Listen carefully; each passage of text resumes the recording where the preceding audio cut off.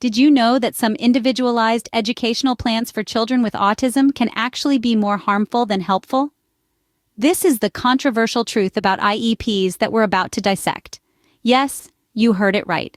These plans, which are designed to pave the path for success in school for children with autism, can sometimes pose as roadblocks rather than bridges, if not crafted with meticulous care and understanding. Individualized educational plans, or IEPs as they're commonly known, are exactly what they sound like. They're supposed to be individualized. But here's where the controversy brews. A number of these plans, instead of being tailor-made to fit the unique needs and challenges of each child, follow a one-size-fits-all template. And this, as you can probably guess, is a recipe for disaster. Picture this. You're trying to fit a square peg into a round hole. No matter how hard you push or twist or turn, it just won't fit. That's exactly what happens when we try to force a child to fit into a preconceived educational mold.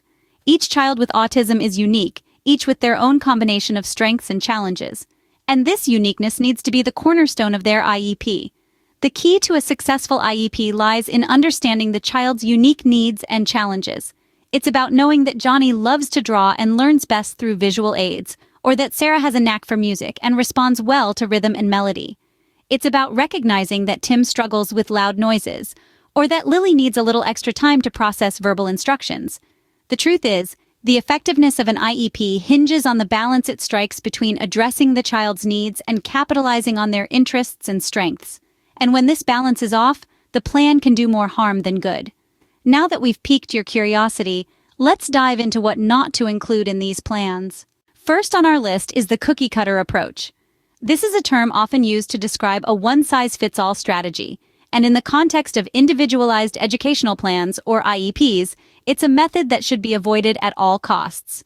Why, you ask? Well, let's think about cookies for a moment. If you've ever baked cookies, you'll know that using the same cutter for all your dough will result in identical cookies. They may taste good, but each one will be just like the last. Now imagine if those cookies were children with autism. Each one unique, each one special, each one deserving of an education tailored to their specific needs and abilities. A cookie-cutter approach to IEPs might seem efficient. It might seem like a quick and easy way to get everyone on the same page. But in reality, this approach can be detrimental to the growth and development of children with autism. Each child is unique, with distinct strengths, weaknesses, interests, and learning styles. Their IEPs should reflect this individuality, not just general guidelines for children with autism. To illustrate, let's consider two children. One might excel in a structured classroom environment, while the other might thrive with hands-on, experiential learning. A cookie-cutter IEP might not account for these differences, potentially limiting the children's progress and stifling their potential. But there's hope. By working closely with educators, therapists, and other professionals, parents can help create IEPs that truly reflect their child's individual needs.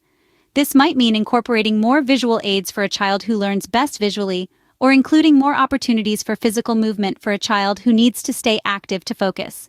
Remember, the goal of an IEP is not just to help a child fit into a pre-existing system. It's to create a learning environment where that child can flourish and achieve their full potential. So, let's put away the cookie cutters. Let's recognize and celebrate the unique qualities of each child with autism. Remember, individuality is key when it comes to effective IEPs. Next up, we have inflexible goals. Now imagine you're planning a road trip. You set your destination, plot your route, and you're ready to go. But what happens when there's a sudden roadblock or detour? You adapt your route, right? You don't just sit there staring at the roadblock, hoping it will magically disappear. The same principle applies when setting goals in an individualized educational plan. Inflexible goals are like that roadblock. They're rigid, unyielding, and they don't take into account the ever-changing landscape of a child's learning journey.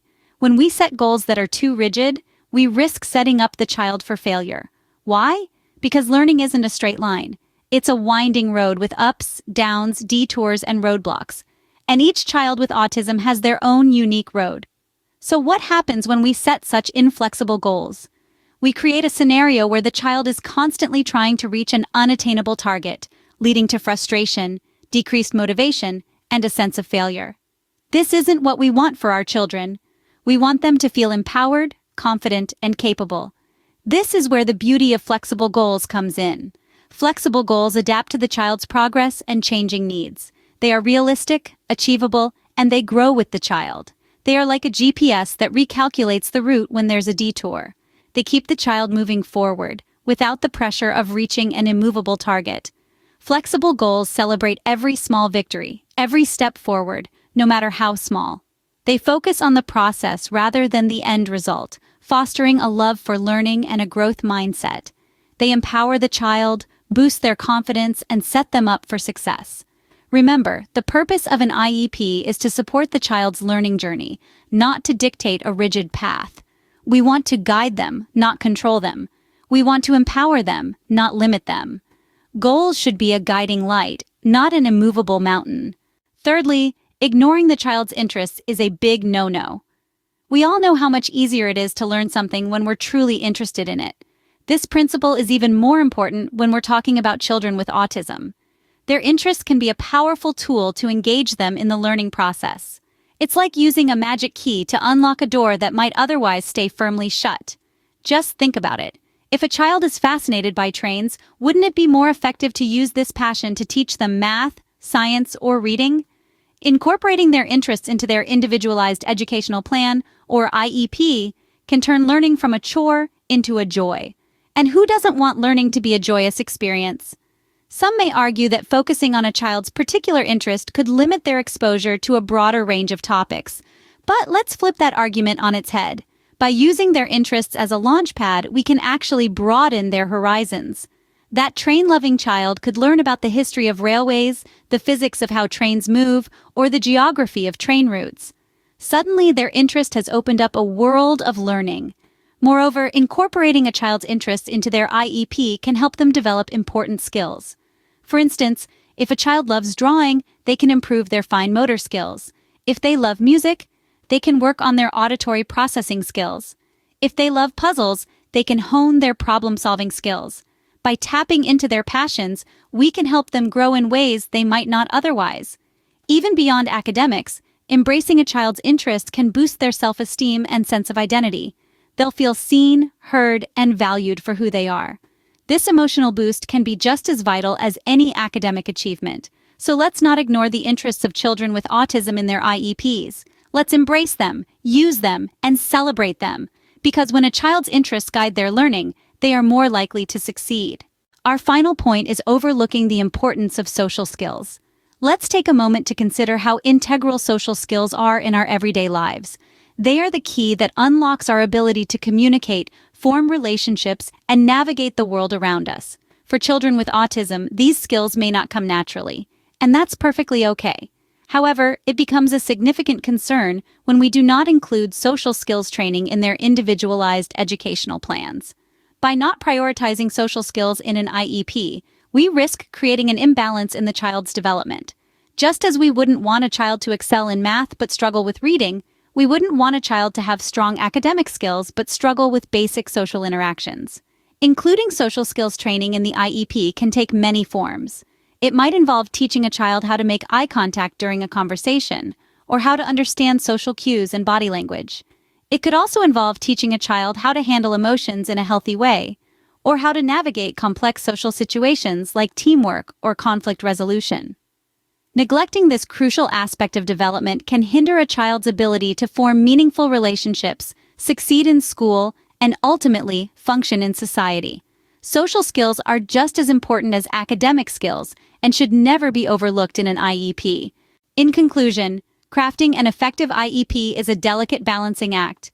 Remember, avoid the cookie-cutter approach, ensure goals are adaptable, incorporate the child's interests, and never overlook the importance of social skills. These are fundamental to creating a plan that truly benefits children with autism. If you found this video helpful, please consider subscribing to the channel, liking the video, and leaving any suggestions in the comments. Together, we can make a difference in the lives of children with autism. Let's quickly recap what we've learned today. First, avoid the cookie-cutter approach in IEPs. Each child is unique and their IEP should reflect their individual needs and capabilities. Second, goals should be flexible and adaptable. They should evolve as the child grows and develops. Third, embrace and incorporate the child's interests in the IEP. This will make the learning process more enjoyable and effective for them. Lastly, never overlook the importance of social skills in an IEP. These skills are crucial for a child's overall development and well-being. Remember, an effective IEP is a delicate balancing act that requires understanding, flexibility, and a focus on the child's unique needs and interests. Thanks for watching.